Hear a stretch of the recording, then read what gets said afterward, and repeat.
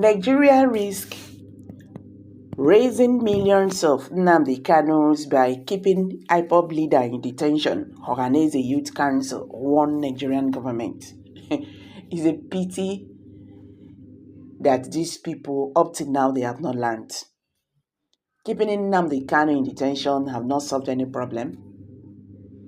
It has not solved the insecurity issue in Nigeria. It has not stopped the poverty. It has not stopped hunger and everything.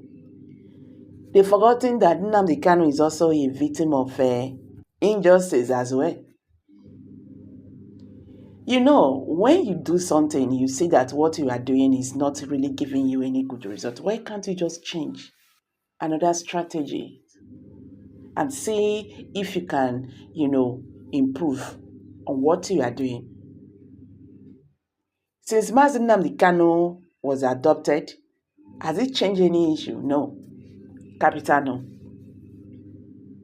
The issues in the southeast has escalated. The issue in Nigeria has escalated. That means Nnamdi Kanu is never the problem of Nigeria. That is why I said he is a victim of injustice. That is what he is fighting for. You get. If you go southeast today, if you go that southeast region, you go understand, say, before you go count 50 houses, about 45 homes has been affected by the insecurity in the southeast. So why can't the Nigerian government look into it? Today they're already panicking about Simon Ekpa. Simon Ekpa should not be here if Mazi Nnamdi Kanu, has been released.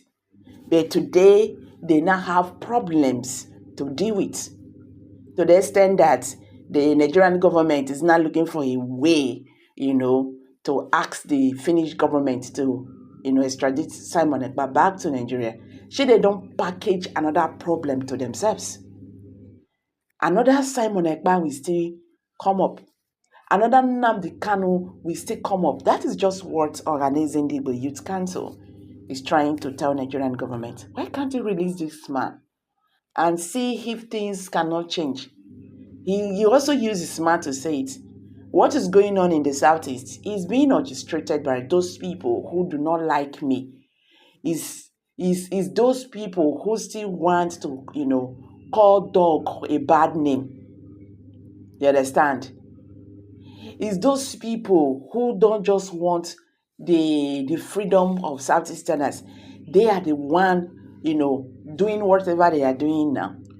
He said, just release me and see if within 2 minutes, in his words, this madness will not stop. Why can't you just give him that benefit of that and release him? We are talking about a man, the Nigerian court said, no court in Nigeria, can try him. So that means they have no case to answer. So what is this still doing in detention? What is this still doing in Nigerian courts? The Ohanaeze Youth Council, OYC, has said the detained leader of the indigenous people of Biafra, IPOB, Nnamdi Kanu, is facing the most fundamental human rights violation in the world following his continued detention by the Nigerian government. The OYC said this in a statement issued by its national president, General Comrade Igboyaka, who said the council had called on President Bola Tinubu's administration to withdraw the suit against Nnamdi Kanu and grant him unconditional release. Igboyaka said it is obvious that the leader of the indigenous people of Biafra, IPOB, Mazi Nnamdi Kanu, is facing the most violation of human fundamental rights in the world today. Following the illegal arrest of Nnamdi Kanu by the federal government of Nigeria and his incarceration in DSS custody, DSS dungeon, since 2021, there is no well-known human being on earth that his right has been deliberately violated more than Nnamdi Kanu. Because Nnamdi Kanu justice Binta Nyako has turned Nigerian court into a theater of dramatic exhibition and making a mockery of Nigerian courts, projecting Nigeria as a banana republic or jungle justice. Ohanaeze Youth Council has watched with keen interest and followed the court proceedings of Nnamdi Kanu and arrived at the following observation: that Nnamdi Kanu legal arrest and contentions are detention from President Muhammadu Buhari, ruthless administration to President Bola Ahmed Tinubu, undemocratic impunity government is a conspiracy theory from the British government using her leaders, using her allies, the Fulani, Hausa, and the Yoruba, to subjugate Igbo.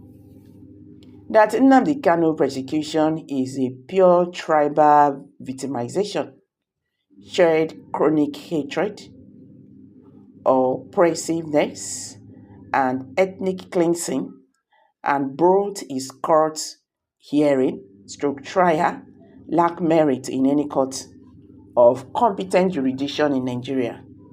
The DSS insisting that Nnamdi Kanu's legal team, led by lawyer Jumakor Esquire, must meet with him separately against the judiciary pronouncement disobeying her own court is a sign of executive impunity and radicality of President Bola Ahmed Tinubu-led federal government of Nigeria.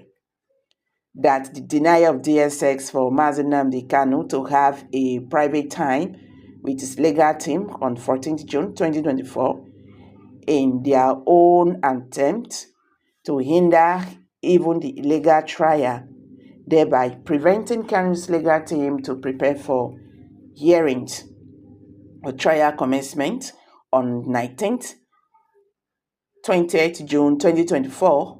By so doing, DSS have cancelled the upcoming court case scheduled to hold on 19th and 20th June 2024. That Binta Nyako, reluctant to prosecute the director of DSS for contempt of court, has made herself a destroying tool of legal proceedings and exposing Nigeria as a threat to human fundamental rights in the world. That the leader of Igbo extraction, ranking from the highest political office of Nigeria from Southeast, the Deputy Speaker of House of Representatives, Honorable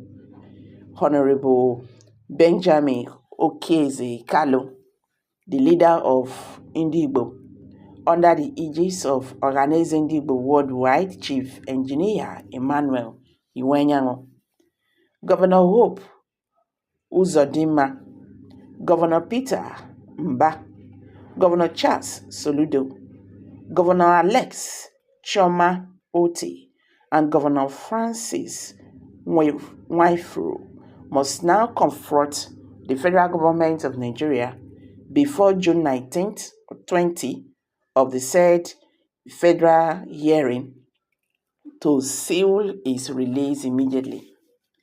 The group called on the Deputy Speaker of the House of Representatives, Honorable Benjamin Okieze Kalu, President General of Ohanaeze Igbo Worldwide, Chief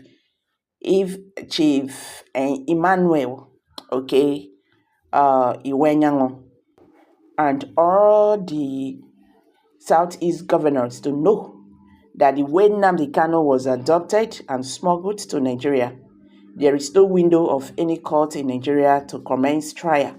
For such trial by Justice Binta Nyako will lead to legal somersault of Nigeria to the diplomatic treaty they signed with Kenya.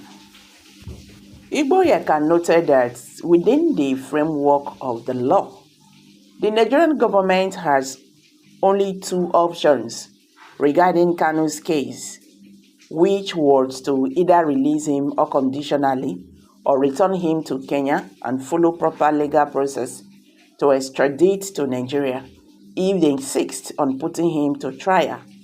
He said that the continued incarceration of Nnamdi Kanu and influencing, interfering of its judgment by President Bola Ahmed Tinubu through the AGF is a direct provocation against the new generation of Igbo extraction who never saw the genocide against the Igbos in 1966 to 1970 and such tribal victimization against Nnamdi Kanu because he's an Igbo man is an empirical evidence to over 50 million new generation of Igbo extraction to keep insisting on the actualization state of Biafra. At this junction, the federal government of Nigeria must realize that there are millions of the likes of Nnamdi Kanu in Igbo who are getting provoked every day by the unjust and wicked treatment against Nnamdi Kanu and Igbo at large. The federal government should know that the release of Nnamdi Kanu is the beginning of wisdom to avoid rising more of the likes of Nnamdi Kanu in Igbo land. They say ear when gets ear, ear when they hear, they inside. So guys, let's hear from you. Thank you and bye for now.